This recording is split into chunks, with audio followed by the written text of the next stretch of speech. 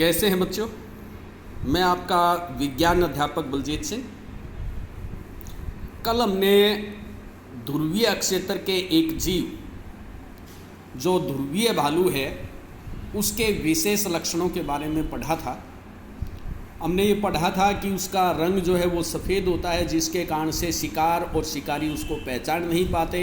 शरीर के ऊपर बालों की दो मोटी परत होती हैं जो उसको सर्दी से बचाती हैं। इसके अलावा इसके शरीर के नीचे वसा की फैट की मोटी परत होती है जो इसको सर्दी से बचाती है।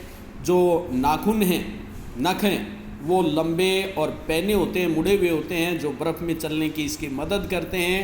और इसकी घ्राण शक्ति, सूंघने की शक्ति जो है वो बहुत तेज़ होती है, जिसके कारण यह आसानी से शिकार को पकड़ सकता है।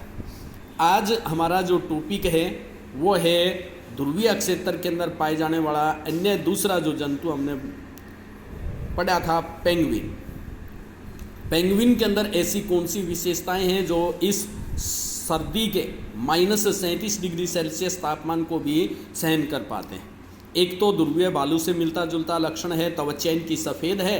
सफ़ेद त्वचा होने के कारण से शिकार और शिकारी इसको आसानी से नहीं पहचान पाते। बर्फ़ के साथ ये मिल जाते हैं, बर्फ़ की तरह से ही ये दिखाई देते हैं।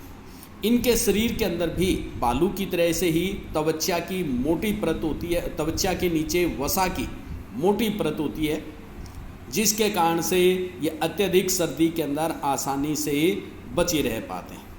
पेंगुइन जो है वो कभी अकेले नहीं रहते, झुंडों के अंदर रहते हैं, और ऐसा वो अपने शरीर को गर्म रखने के लिए करते हैं। ध्यान रखें, जब भी बहुत सारे जंतु एक स्थान के ऊपर इकट्ठे होंगे तो उनको सर्दी जो है वो कम लगेगी। ध्रुवीय भालू जो है वो अच्छे तैराक हैं। अब इसका कारण है, इसके पैर देखें ध्यान से, ये इसके पेंगुइन के पैर दिखा रखे हैं। पंजे जो हैं वो चौड़े हैं, बड़े हैं, और इसके अलावा पंजों के बीच में जाड़ होता है जो इनको तैरने में मदद करता है। तो ये था पेंगुइन के विशेष लक्षण जो इनको अत्यधिक सर्दी या ध्रुवीय क्षेत्र में रहने में मदद करते हैं। नंबर 1, पहला लक्षण इनका शरीर जो है सफ़ेद, बर्फ़ की तरह से ही बर्फ़ में छिपने में मदद करता है।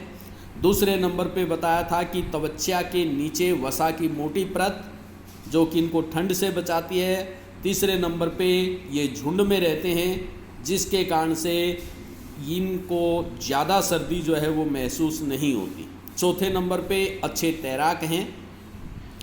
पाँव के अंदर इनका जाड़ होता है, पंजे जो हैं वो लंबे और चौड़े हैं, और पंजों के अंदर जाड़ है जो इनको तैरने में मदद करता है।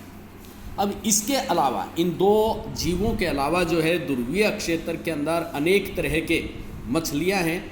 कस्तूरी मृग हैं, रेंडियर है, लोमड़ी है, सील और व्हेल, इस तरह के। इसके अलावा और बहुत से पक्षी जो हैं वो भी वहाँ पर रहते हैं। जो मछली है वो ठंडे पानी में आसानी से लंबे समय तक रह सकती है। पक्षी जो है उनका शरीर को गर्म रखना जो है वो आवश्यक होता है। इस कारण से पक्षी जो हैं वो जब सर्दियों का मौसम आता है तो वो दूसरे स्थानों पर चले जाते हैं, प्रवास पर चले जाते हैं।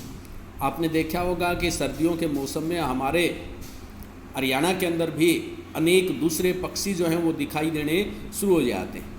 वो सारे के सारे ध्रुवीय क्षेत्रों से उड़ करके आते हैं। विशेष रूप से रूस के अंदर जो साइबेरिया है, जो कि ध्रुवीय क्षेत्र का भाग है, वहाँ से उड़ करके हमारे देश के अंदर आते हैं। सर्दी जब समाप्त हो जाती हैं तो वो पुनः अपने देश को लौट जाते हैं। अब ये साइबेरियन क्रेन जो है, ये सारस जिसको हम कहते हैं, साइबेरियन सारस या क्रेन, ये आपको चित्र में दिखा रखी है, यहाँ ध्यान से देखें। ये सारे साइबेरिया से उड़ करके पक्षी जो हैं वो हमारे हरियाणा के और आसपास के क्षेत्रों में, राजस्थान जिस तरह भरतपुर, वहाँ पे आते हैं। और जब सर्दी का मौसम ख़त्म हो जाता है तो ये उड़ करके अपने मूल वासस्थान साइबेरिया जो है वहाँ चले जाते हैं। यहाँ साइबेरिया से राजस्थान के अंदर भरतपुर और हरियाणा में सुल्तानपुर, यहाँ झीलें हैं, उन झीलों के ऊपर आते हैं। और यहाँ पर सर्दियों के लिए रहते हैं और उसके पश्चात जब सर्दियाँ समाप्त हो जाती हैं तो वापस चले जाते हैं। जो प्रवासी पक्षी हैं वो श्रम परिस्थितियों को सहन करने के लिए, उनसे बचने के लिए 15,000 किलोमीटर तक की यात्रा भी करते हैं। 15,000 किलोमीटर दूर से उड़ करके हमारे आसपास आ जाते हैं। ऐसा लगता है कि इनको दिशा का ज्ञान जो है वो स्वाभाविक रूप से होता है, सहज बोध होता है किस दिशा में उनको उड़ना है। मार्गदर्शन के लिए हो सकता है वो ज़मीन के ऊपर जो लैंडमार्क हैं, कोई विशेष चिन्ह हैं, उनका उपयोग करते हैं। दिन के समय शायद सूर्य और रात्रि के समय तारों से शायद इनको मार्गदर्शन मिलता है। दिशा का पता लगाने के लिए पक्षी, यहाँ तक ये माना गया है कि पृथ्वी का जो भूचुंबक है उसका भी उपयोग करते हैं।